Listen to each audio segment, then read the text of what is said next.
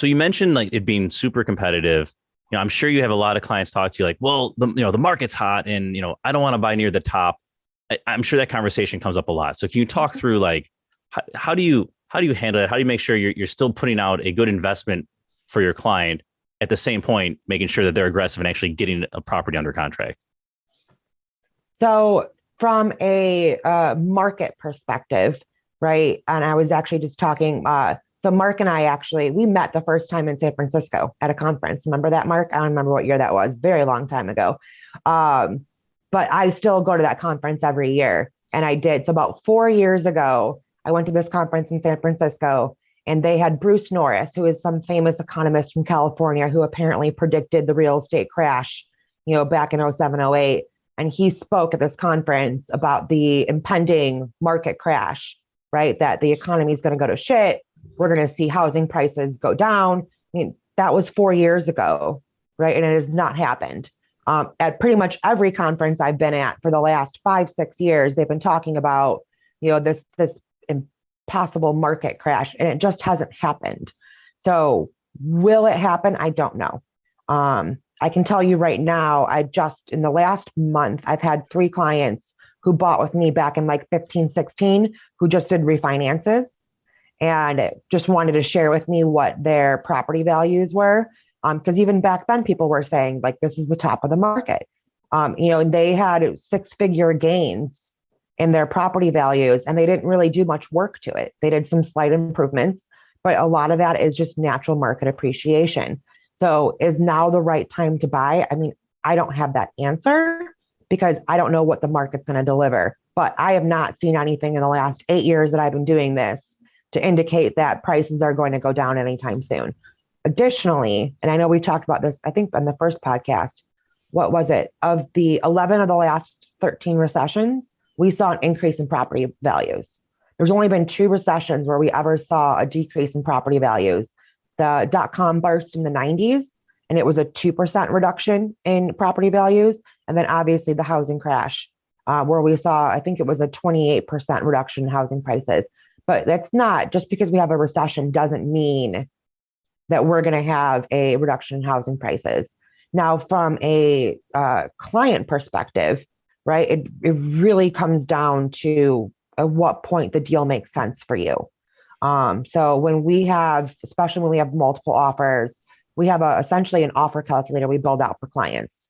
It breaks down what we project expenses to be, vacancy repairs, CapEx, tax increases, utility bills, what current rents are, what market rents are. If you go to do some improvements, what those costs will be, what the market rents would be after the ARV on those.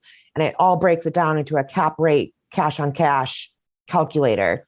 And then really it's up to the client of playing around with the numbers and figuring out like, at what point does this make sense to you, right? At what point are you gonna be pissed if you find out that someone went $1,000 over and you lost out on the deal and now you're kicking yourself in the foot?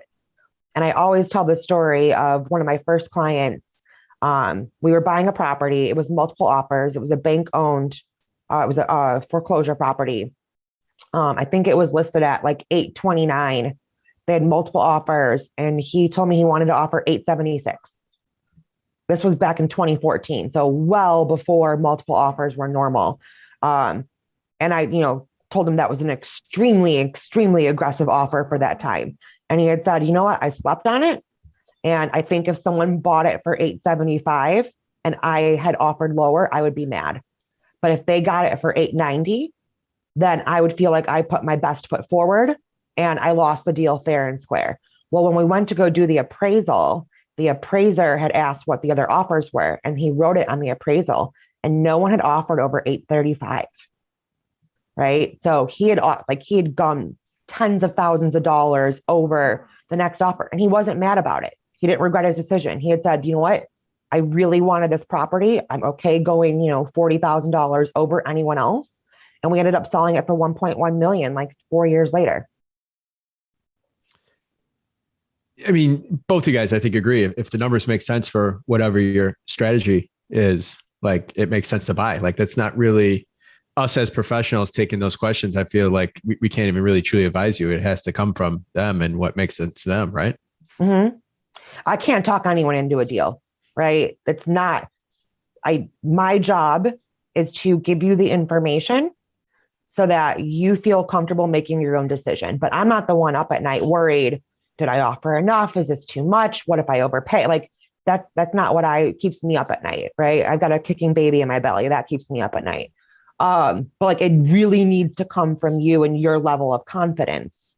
And you know what? I was like, so what? That guy paid $40,000 over the next highest offer. You know, he sold it again for a huge profit years later and didn't put any work into it. So at the end of the day, he's still up. Yes, he could have been up another 40, but you know, he was up over $200,000.